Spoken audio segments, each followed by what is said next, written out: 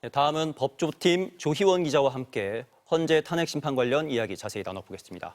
조 기자, 지금 가포 비상이 발령됐잖아요. 지금 헌재 앞에 어떤 내용이 조치가 되고 있는 건가요? 네, 말씀하신 것처럼 현재 가포 비상 사태인데요. 이거는 경찰력을 100% 동원하는 비상 조치라고 할 수 있습니다. 전국에는 기동대 337개, 2만여 명이 투입된 상태고요. 서울에만 210개 부대, 그리고 기동대는 14,000여 명이 배치가 됐습니다. 많이 들어보셨을 텐데요. 현대 주변 150m에는 진공화가 이루어진 상태입니다. 그러니까 통행하는 사람이 전혀 없고 취재진과 그리고 헌재 직원들만 지금 다닐 수 있는 상황입니다. 그리고 헌재 인근의 학교 11곳도 오늘 휴교를 한다고 하고요. 헌재 주변에 점포가 있는 일부 은행들도 휴점에 들어가고 일부 회사는 재택근무를 시행하고 있습니다. 오늘 헌재 선고는 오전 11시인데요. 대심 판정에서 진행이 됩니다. 헌재가 취재진한테 지금 6시부터 들어와서 취재를 할 수 있다라고 문을 열어준 상태인데요. 그래서 재판관들도 조금 있으면 7시쯤부터는 출근을 할 것으로 보입니다. 오늘 관심을 모았던 거는 윤석열 대통령이 출석을 할 것인가였잖아요. 그런데 어제 오전 11시 50분쯤에 윤석열 대통령의 대리인단이 혼잡이 우려되는 상황에서 질서 유지와 대통령의 경호 문제를 종합적으로 고려해서 출석하지 않겠다라고 예고를 했습니다. 그래서 아마도 오늘은 관저에서 중계를 볼 것으로 예상이 됩니다. 일단 재판관 8명은 오늘 출근길을 공개하지 않고 그리고 따로 이야기를 하지 않고 들어가겠다고 했습니다. 아무래도 보안을 우려한 것으로 보이는데요. 그래서 헌재는 일단 촬영은 가능하되 국민의 알 거리를 위해서 촬영은 가능하되 다른 질문을 하지 말아달라라고 부탁을 해놓은 상태입니다. 예, 지금 화면에서 보시는 것처럼 이제 선고까지는 4시간 24분 정도가 남았는데 탄핵 심판 쟁점이 5가지로 알려졌잖아요. 좀 정리를 해주실까요? 네, 저희 그동안 많이 보도를 해드렸는데 다시 한번 짚어드리겠습니다. 첫 번째는 비상계엄의 선포 정당성입니다. 헌법에는 대통령이 비상계엄을 선포할 수 있다라고는 나와 있지만 전시나 사변이나 그에 준하는 비상사태여야만 비상계엄을 선포할 수 있다 이렇게 명시가 되어 있는데요. 과연 윤석열 대통령이 비상계엄을 선포할 당시에 그런 사태라고 볼 수 있었느냐가 일단 쟁점이 될 것으로 보입니다. 그리고 비상계엄을 선포하기 위해서는 국무회의를 해야 하는데 이 국무회의가 절차에 따라서 실질적으로 열렸느냐를 따져볼 것으로 보입니다. 두 번째는 포고령 1호의 위헌성인데요.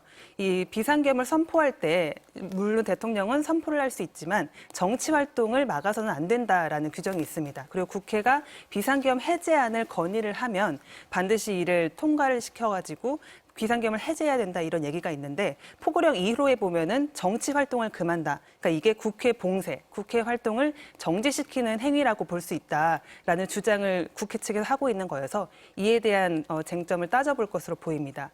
세 번째는 좀 겹치는 부분인데요. 군경을 동원해서 국회 봉쇄를 시도했느냐. 그러니까 저희가 많이 전해드렸던 정치인을 끌어내라. 그리고 국회 150명 정족수가 되기 전에 막아라. 이런 얘기를 지시한 것이 맞냐. 그래서 계엄군이 국회를 봉쇄하기 위해서 들어간 것이냐 이것을 따져볼 것으로 보이고요. 네 번째는 군경이 동원해서 영장도 없이 선관위를 침탈하려고 했느냐, 그러니까 서버에 들어가서 압수수색을 하려고 했느냐, 그리고 선관위 직원들을 어디론가 데리고 가려고 했느냐를 따져볼 것으로 보입니다. 마지막은 주요 정치인과 법조인을 체포하라고 윤 대통령이 지시를 했느냐. 이거는 국회 봉쇄와도 겹치는 부분입니다. 이 부분의 실체적 진실을 아마 오늘은 헌재에서 따져볼 것으로 보입니다. 네, 그런데 윤 대통령 측에서는 내란죄를 철회한 부분, 그리고 검찰 조사 내용을 탄핵 심판 선고에서 사용했다는 부분, 이런 부분들을 좀 절차적 문제로 지적을 하고 있잖아요. 자세한 맞습니다. 내용 좀 정리해 주실까요? 일단 내란죄 철회 부분은요. 처음에 국회가 윤석열 대통령의 탄핵 소추안을 이제 의결을 할 때는 형법상 내란죄를 들어가 있었습니까? 내란죄도 소추 사유다라고 주장을 했었는데요.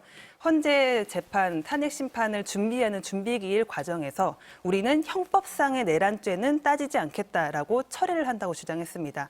그런데 저희가 법조계 인사들을 취재를 해보니까 이 주장은 형법상의 내란죄를 따지지 않겠다는 주장일 뿐 소추 사유를 철회하거나 변경한 건 아니라고 보인다라고 했습니다. 그러니까 내란 행위를 한 부분은 분명히 소추 사유에 해당하기 때문에 문제가 안 된다는 판단을 하신 적이 있습니다. 또 하나는 이 비상대권, 그러니까 윤석열 대통령은 비상계엄을 선포할 수 있다. 그렇기 때문에 문제가 되지 않는다라는 주장을 하고 있고요. 또 하나는 검찰 조서를 헌재가 지금 증거로 채택을 한 상황인데 형사재판에서는 피고인이 동의하지 않으면 이 조서는 증거로 채택되지 않는다. 그런데 현재 출석한 증인들이 동의하지 않지 않았냐. 일부는 이거는 증거로 채택하지 하면 안 된다 이런 주장하는 상황이어서 그 부분에 대한 거를 오늘 아마 헌재가 판단을 발표할 것으로 보입니다. 네, 오늘 이제 탄핵 심판 결론이 좀 주목이 되는데 인용이냐, 기각이냐, 뭐 또 각하냐 여러 이야기가 나왔습니다. 법조계에서 보는 다수 의견은 좀 어떻습니까? 일단 저희가 탄핵 심판이 시작된 후부터 지금까지 최소한 한 20명 정도의 헌법 전문가들을 취재를 해봤는데요. 다수 의견은 탄핵이 인용되지 않긴 어렵지 않냐였습니다. 왜냐하면 5가지 쟁점 중 하나라도 중대한 헌법 위반이면 파면이 되는데 이견이 있기 어렵다는 얘기였습니다. 그리고 어제 또 한 기사가 나왔는데요. 2017년에도 헌재가 8인 체제로 운영이 된 적이 있었습니다. 그런데 이 판결을 전수 분석해 보니 최소 5대3 기각은 아니라는 결론이 내려졌다라는 기사였는데요. 왜냐하면 이 헌법재판소가 5대3 기각을 할 경우에는 이제 8인 체제의 정당성이 흔들리기 때문에 최소한 그런 기각 판결을 내리기는 어렵다 이런 분석의 기사였습니다. 네, 일단은 여기까지 듣겠습니다. 법조팀 조희원 기자였습니다.